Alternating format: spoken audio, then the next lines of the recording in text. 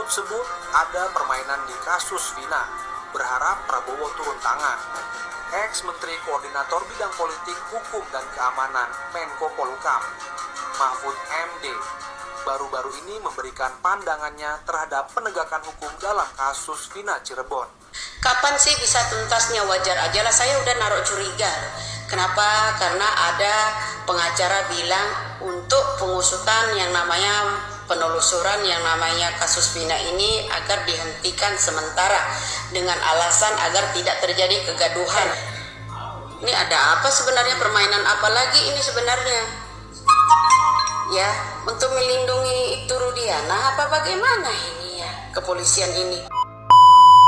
Ya udah guys, assalamualaikum warahmatullahi wabarakatuh. Kembali lagi channel Indra Khotiba guys. Oke, di video kali ini seperti biasa kalau kita akan melihat ya, ungkapan dari Ibu Widya tentang kasus Vina ini yang nggak selesainya. Apakah ada mafia-mafia yang sengaja melindungi Ibtu Rudiana, dan apakah keluarga dari Vina ini sengaja dibungkam agar mendapatkan cuan?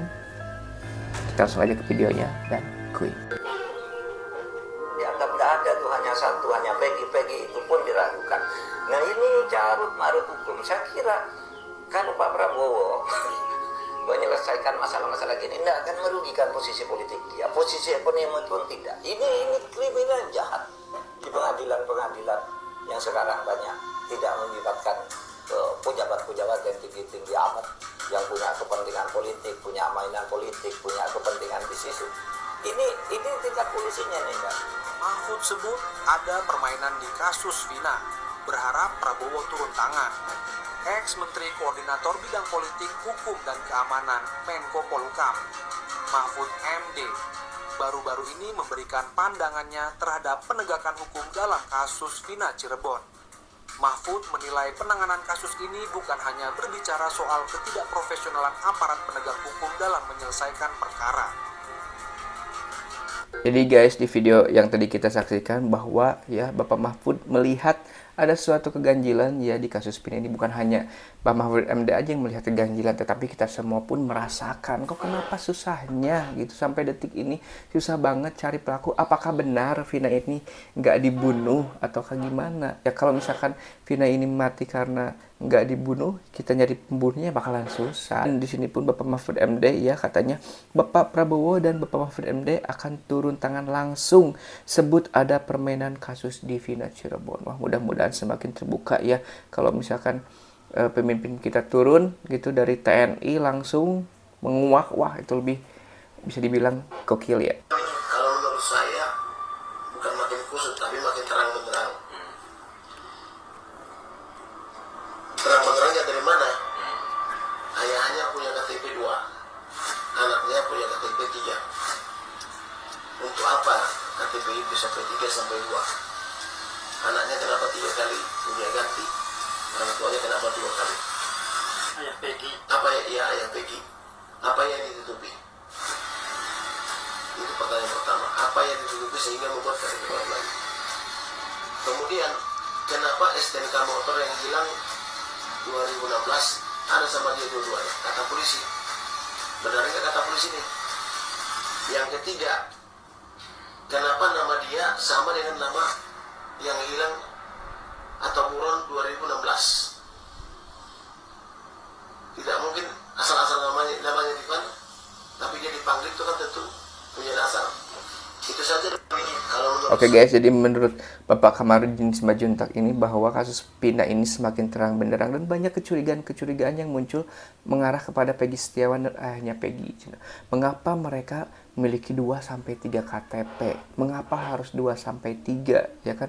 Apa alasannya mereka bisa mempunyai KTP sebanyak itu? Baik, jadi terkait dengan pra-peradilan ya.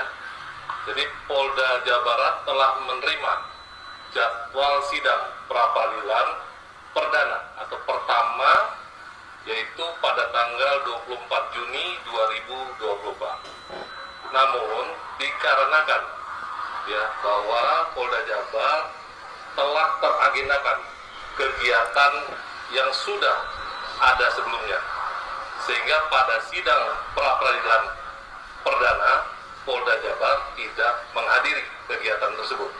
Namun Namun perlu saya jelaskan bahwa nanti pada saat jadwal persidangan pra-peradilan berikutnya, Polda Jawa Barat akan menghadiri, dan kami meyakini tim kuasa hukum dari Polda Jawa Barat akan menghadiri kegiatan sidang pra-peradilan pada jadwal persidangan yang berikutnya dan akan menyiapkan materi gugatan persidangan yang telah dipersiapkan dari tim kuasa hukum Polda Jawa Barat.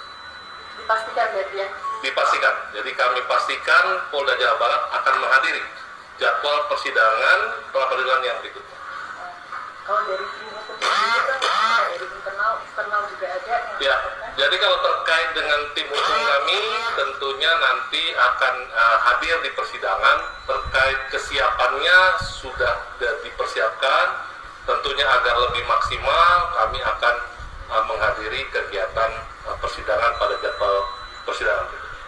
lucu ya, hukum di Indonesia ini pantesan aja ada dua pengacara bilang kasus Vina dan Eki ini dihentikan sementara dengan alasan agar tidak terjadi kegaduhan. Kemudian yang di luar sana meminta sutradara untuk tidak menayangkan kasus film Vina itu. Lalu ada juga kepolisian yang memperlihatkan foto agar menetapkan yang namanya Peggy Setiawan sebagai tersangka. Fotonya jelas enggak itu Pak, foto siapa? Kira-kira orang-orang Indigo percaya enggak ya dengan foto tersebut? Nah, sementara Anda, Bapak ya, kalau orang-orang hanya minum-minum, coba perhatikan yang ini ya, yang di jidat saya ini. Nah, seperti itu. Kapan sih bisa tuntasnya? Wajar aja lah, saya udah naruh curiga. Kenapa? Karena ada pengacara bilang untuk pengusutan yang namanya penelusuran yang namanya kasus Vina ini agar dihentikan sementara dengan alasan agar tidak terjadi kegaduhan. Kedua, agar ada pembentukan yang nama tim lembaga khusus untuk diajukan ke Komisi 3 DPR. Ini ada apa sebenarnya, permainan apa lagi ini sebenarnya? Ya, untuk melindungi itu Rudiana apa bagaimana ini ya kepolisian ini? Kalau saya sih, kalau misalnya itu Rudiana itu dipanggil, bilang katanya kan ada pemberitaan, bilang kalau itu Rudiana itu tidak ada pelanggaran dalam kasus yang namanya Vina, ya kan? Tidak ada katanya di pemberitaan tersebut.